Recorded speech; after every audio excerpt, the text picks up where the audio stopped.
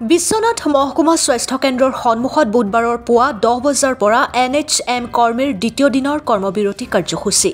আজি দ্বিতীয় দিনতো বহিল NHM কৰ্মীসকল কৰ্মবিৰতি।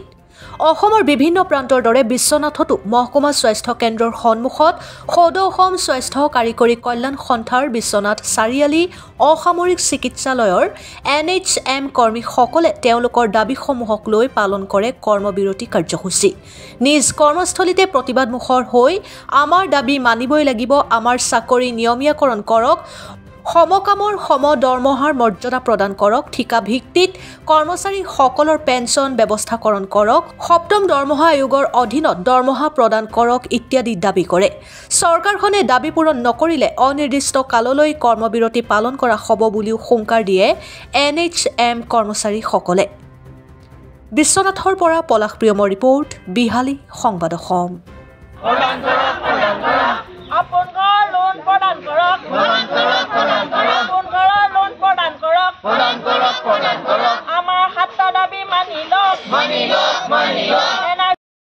NHM जिंदाबाद जिंदाबाद जिंदाबाद ahoy ulaya ahoy ulaya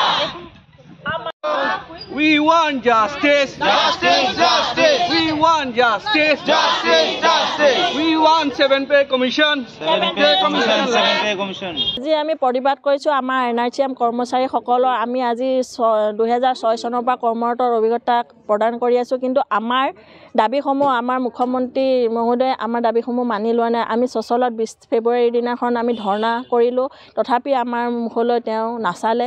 এতিয়া আমাৰ যিসকল নতুনকৈ যিটো ইণ্টাৰভিউ পাতিলে, আজি আমি 2015 চনৰ পৰা ইণ্টাৰভিউ দি আছিলোঁ, কিন্তু আমি আজি 6 চনৰ পৰা NHM কৰ্মৰত হৈ পেলাই আজিলৈকে আমাৰ এতিয়া 15 বছৰ 16 বছৰ হ'ল, আমি কিন্তু আজিলৈকে ৰেগুলাৰ ষ্টাৰ হ'ব নোৱাৰিলোঁ। এতিয়া আপোনাৰ 22 জানুৱাৰী 12 তাৰিখে যিটো ইণ্টাৰভিউ পাতিলে, সেই ইণ্টাৰভিউটোত এটা কাম কৰিব লাগিছিল তেখেতসকলে। আমাৰ যিসকল NHM কৰ্মচাৰী আছিলে, সেই কৰ্মচাৰীসকলে মানে আমাৰ NHM সকলক সেই ইণ্টাৰভিউটো দিবৰ কাৰণে দিব লাগিছিল। এতিয়া যিসকল নতুন ছোৱালী NHMৰ কাৰণে তেওঁলোকে নকৰাকৈ আজি আহি পেলাই আমাৰ মানে ষ্টেট গভৰ্ণমেণ্টত তেওঁলোকে কাম কৰিব। এতিয়া আমি সেই সৰু সৰু ছোৱালীখিনিৰ লগত আমাৰ NHM সকলে আজি 20 বছৰ 15 বছৰ 18 বছৰ এনেকৈ হৈ গ'ল। সেইটো আমাৰ 1 নম্বৰ দাবী। আৰু 2 নম্বৰতে হৈছে আমাৰ NHM কৰ্মচাৰীসকলৰ 7-pay কমিশ্যন প্ৰদান কৰিব লাগে। আৰু 2 নম্বৰতে হৈছে আমাৰ মানে সমকামৰ সমমৰ্যাদা প্ৰদান কৰিব লাগে। আৰু আমাক কভিড যুদ্ধৰ প্ৰতাৰণা কৰিব নালাগে। এয়া আমাৰ দাবীসমূহ আছিলে।